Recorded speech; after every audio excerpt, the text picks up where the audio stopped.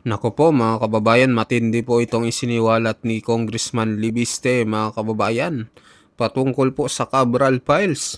Dahil pumapaloob pala dito, wala daw insertion na nakapangalan sa mga Duterte. Nako, kakagulat nyo ito. Eto na po, panoorin natin. Yes. Nilabas yung listahan, Wala. walang insertion na nakapangalan sa Duterte, kaya ayaw nila sanang ilabas yung listahan. Buong 19th Congress ay nandun. Kaya, Pero sino lang wala? si Congressman Pulong, nasa 19th Congress, wala siya doon. Isang interview si Kong na parang pinalalabas na Duterte aligned siya or Yes. Duterte supporter siya. Sabi DDS daw siya. Ayun. Oo. Anong masasabi niyo doon? Kasi parang sinabi na wala bang Duterte diyan sa mga ine-expose mo or in-expose mo na mga listahan? Actually, yung funny thing is, baka kung may Duterte, gusto nilang ilabas yung listahan. Yes. Nilabas yung listahan, Wala. walang insertion na nakapangalan sa Duterte, kaya ayaw nila sanang ilabas yung listahan. I have a few things to add. Number one, sa 2025 budget per district summary ng DPWH mismo, nandun yung allocable per district. 4 na distrito sa bansa ay 0 ang allocable budget. 2 sa Davao City, 1 sa Davao del Norte, at 1 sa Zamboanga City. Sino ba yung mga nandun? Kasi... Congressman Puro Davao Pulong, Ungab, Bebot Alvarez, at Quimero Olaso, if I'm not Yun. mistaken. At dapat lang ikumpirma ng DPWH, totoo ba ito o hindi. Ayan. Kasi factual naman yan eh. Yes. Pangalawa, sa list of proponents ng insertions, nandiyan din po. At kaya parang ikinalungkot ng ibang mga nag-i-interview na tinanong ako, meron ba si Duterte dyan? Sabi ko, wala. Parang Ito, Kong. hindi yun yung sagot na gusto nilang marinig eh. Pwede mong sagutin o kung ayaw mo sagutin, okay lang. Pero dediretsuhin ko na.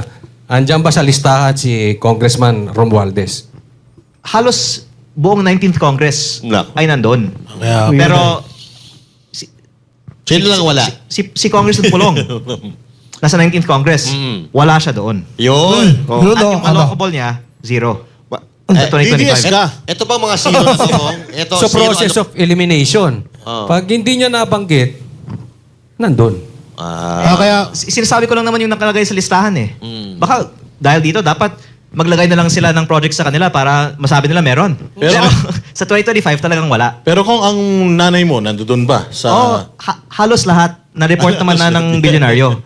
Sa buong bansa, 4 lang ang district congressman na wala. Ito ngayon titingnan natin. Kung magtutugma ngayon, yung hawak nila na dokumento, tsaka dun sa hawak mo. Ngayon, Kong, Kaya eagerly awaiting tayo ano yung Yeah. officials na sagot. Kasi imposible na makaiwas sila sa tanong na yan. Yes or no lang eh, factual. Yes. At hindi lang ako may kopya nito. Pati PCIJ na Meron na hindi naman DDS ang PCIJ, di ba? Inilabas ng PCIJ ito. Yes. Alam na to ng very critical pa nga yan. DPWH. Galing nga sa kanila eh. At hindi lang ako yung So nagsabi. bakit di pa nila PCIJ. ilabas? I-verify pa ata. Actually, I-authenticate pa ata. Sincerely, naawa ko kay Secretary Vince Dizon. Kasi Huwag ka maawa doon, sir. naiipit siya. Bakit siya nagpapaipit? Hindi naman siya pwede magsinungaling. Kaya kung napansin nyo, mula nung namatay si Yumaong Yusek Cabral, hindi na siya nagpa-presscon. Yes. Tsaka napapansin ko kung parang yung usapan, pagka papunta na doon, idinadivert niya eh. Medyo, parang makaiwas lang ba? Pero So again, Kong, maawa naman tayo sa kanya. Ayan, pwede. Buti na nga ito si So Kong, maawa maaway pa tayo eh. sa kanya na manahimik na lang siya. Parang wala siyang alam. Ganun ba? Yung sinasabi natin eh. so Kong, ito, yung kay Yusek Cabral, kasi isa pa sa issue na sinasabi nila, illegal daw yung pag-acquire mo ng mga documents na meron ka from Yusek Cabral. May mga CCTV footages naman na mukhang hindi naman kayo nag-aaway o hindi naman mainit yung inyong pag-uusap. Totoo ba na pinwersa mo sila at nasugatan mo pa nga daw? Nakikipag-agawan ka raw ng dokumento sa kanila? Ikaw lang po nabanggit na yung CCTV footage na inilabas nila, nagpapakita naman na, una, hawak ko yung dokumento, kaya authentic yung dokumento. At pinag-uusapan namin as we were walking through the hallway ng maayos naman. At hindi lang yun, 3.5 buwan ang lumipas mula noon at ng kanyang death na wala naman din siyang sinabi. By the way, November ko pa sinasabi sa publiko na meron akong kopya nitong datos at at the time, hindi lang pinag-interesan ng iba ang sinasabi ko tungkol dito. Pero there was all this time for the DPWH to raise an issue with my possession of the documents, and only when I was challenging them to release it, did they then go and say that. And I think the public can see naman na mali naman na ang focus nila ay ang possession ko ng documents instead of them answering bakit hindi nila inilalabas ito. At hindi lang naman po ako kasi ang may kopya nito, pati ang iba may kopya nito. At ang nangyayari lang ay iniiwasan lang nila ang essential question, bakit hindi nila inilalabas ito? Kaya pala may interview si Ombudsman Boying Remulla na parang pinipitik ka niya dun eh. Na kapag may iba daw na tao naglabas ng Cabral Files at sabihin daw na peki daw yun sa kanila, ay kalokohan daw yun. Parang kalokohan. Parang pinapalabas niya na ang pinaka-original files ni Cabral ay nasa kanya at yung mga nasa iba ay peke.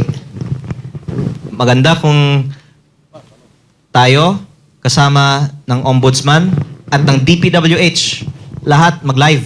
Ilabas namin ang mga listahan natin. Magko-compare tayo.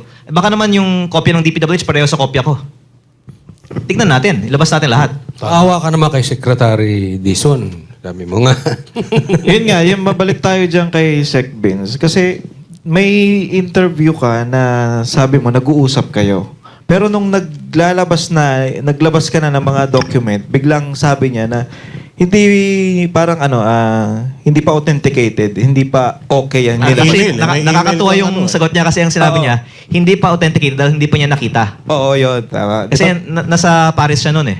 Kaya hindi niya nakita kasi nasa Pero Paris ang siya. sabi mo doon, meron kayong pag-uusap and may mga nakarinig. May email Tama, diba? exchanges kayo, di ba? May nainilabas ka. Pagkatapos ng September 4, nag-meeting pa kami. And then after that, may iba kaming mga conversations. And then, in-email ko sa kanya yung in-upload ko sa Facebook noong October 1. Okay. Tapos, sumagot naman siya kasama ng ibang attachment through his office. Kaya ko nga sinasabi na maawa na lang tayo sa kanya. Kasi, Ibig sabihin nakita niya kasi sumagot siya.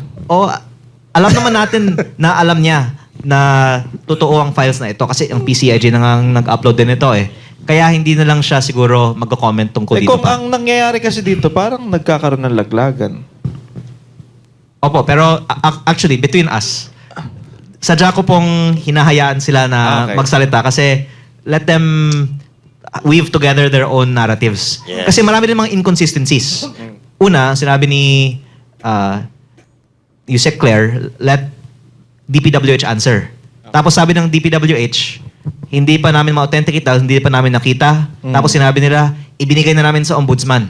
Tapos sinabi naman ni Assistant Ombudsman na mahalaga ito dahil maraming leads at bigyan nyo lang kami ng oras para i-authenticate ito at gagawin daw nila in private para hindi mag-fuel ng public speculation. Pero importante daw. Yan ang sinabi niya sa ANC this week. Pero since then, there have been other statements saying na walang katibayan siya kasi wala na daw si Yusek Cabral. Pero hinayaan natin sila na magbigay ng kanilang mga statements. At ang lumalabas nga, marami pong mga inconsistencies. Pero lastly, I would like to actually commend and thank ang aking kasamahan si Congressman Terry Redon dahil kaninang umaga, sinabi niya na dapat isupida ng Kongreso yung mga Cabral files. Ayan. So parang sumang-ayon na rin pala si Congressman Redon na mahalaga na makuha ng Kongreso ang kopyang ito at sana pag nasa Kongreso na pwede nang ilabas ng Kongreso sa publiko. Kasi ang sinabi niya, dapat hindi lang ang ombudsman na meron, dapat pati Kongreso. Yes. Kaya baka si Congressman Redon ang maglalabas na ng Cabral files. Nako, bigat. CDO Homestyle for kababayan, mukhang babaliktad na rin si Redon, mga kababayan. Gusto niya na rin makuha yung Cabral files.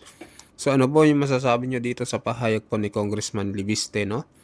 Na siya mismo ang nakita na wala daw nakapangalan na Duterte sa Cabral files, kaya pala ayaw itong ilabas. So mag-comment kayo mga kababayan, mag-like at mag-subscribe sa ating video at sa mga bagong pasok dyan. Pa-subscribe din po ng ating channel. Maraming salamat po sa inyong lahat.